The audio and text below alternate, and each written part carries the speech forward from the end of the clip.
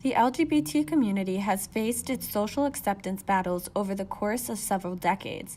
The whispered and frowned-upon acknowledgement of the LGBT community has resided in American social conflict since the late 20th century. What started out as a seemingly small and suppressed community, the LGBT has successfully overcome social norms and gender boundaries throughout the 60s until current day.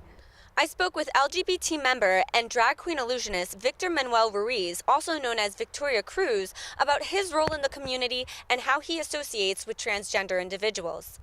I've always been very, very fascinated with the art of illusion, the art of transforming from one gender to the next. It's something that's always fascinated me since I was a kid. So when I was 21, I decided to pursue it. A transgender woman views herself as a woman. The anatomy might say otherwise, but basically, a transgender woman who lives her life as a woman, views herself as a woman, takes care of herself as a woman, wants to be perceived as a normal, regular woman. Victor has been a member to the LGBT community since 2001 and has been in entertainment drag since 2005. To Victor, the role of drag entertainment is an expression of the art within the LGBT community, which helps break the social gender norms within our nation. According to Victor, after the Stonewall riots occurred in 1969, drag became active in the entertainment pop culture scene, found in music, TV, and movies. There's no denying that the LGBT community has overcome leaps and bounds from the 60s until this current 21st century and will continue to do so in the future.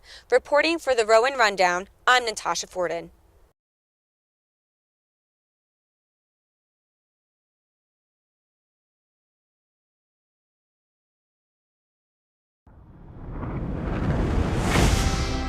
Boys will sometimes be girls. Welcome to WatchMojo.com, and today we'll be taking a look back at Hollywood's most iconic drag queen movies. Look at that!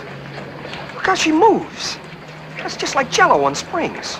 For those who don't know, drag is when men impersonate women for the purpose of lifestyle and entertainment. Due to its perceived outrageousness, the Hollywood that used to shun drag has slowly learned to embrace it. From its B-movie origins to cult classics, it has evolved from fetish-based entertainment to family-friendly subject matter. Perhaps the earliest film in this genre was the 1953 low-budget exploitation film Glenn or Glenda, directed and starring B-movie legend Ed Wood. Glenn did wear the dress to the Halloween party.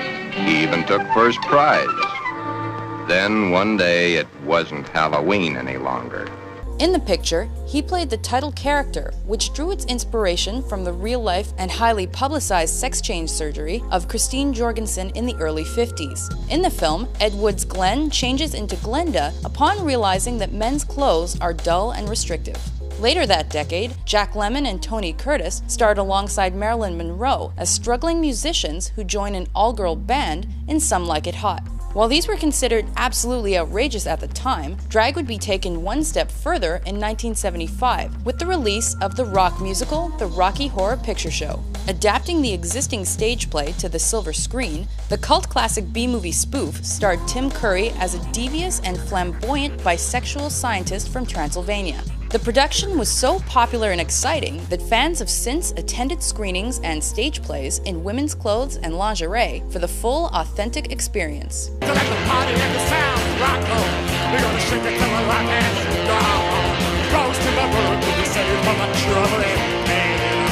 Taking advantage of this new cult admiration for the genre, Dustin Hoffman put on a dress in the mainstream film Tootsie. The film told the wacky story of an unemployed actor who pretends to be a woman in order to land a role on a soap opera. Not only was the film incredibly successful, it was also nominated for numerous awards. Ron, my name is Dorothy. It's not Tootsie or Toots or Sweetie or Honey or Dow. Oh, Christ. As the 1990s began, Robin Williams starred in the most mainstream drag movie of all time, the family-friendly comedy Mrs. Doubtfire. Making drag mainstream overnight, Williams played the part of a father who would do anything to see his children, including cross-dressing as an elderly nanny. Resulting from its wide appeal and success, drag suddenly exploded in theaters. The subject matter went from deadly serious in The Crying Game to gloriously flamboyant when Hugo Weaving and Guy Pearce starred in The Adventures of Priscilla, Queen of the Desert. And it was immediately followed by yet another drag road trip flick, To Wong Fu, Thanks for Everything, Julie Newmar, which starred Patrick Swayze, Wesley Snipes, and John Leguizamo. Oh, I know what this is about. This is about jealousy. You're jealous because I'm going out with a cute boy tonight and you ain't. Hello, goodbye. Ooh. Rounding out the decade, Robin Williams returned to the genre, this time in the comedy The Birdcage. In the film, he portrayed the owner of a drag nightclub opposite a dress-wearing Nathan Lane, as they try to hide their lifestyle choices from their son's ultra-conservative Republican father-in-law-to-be.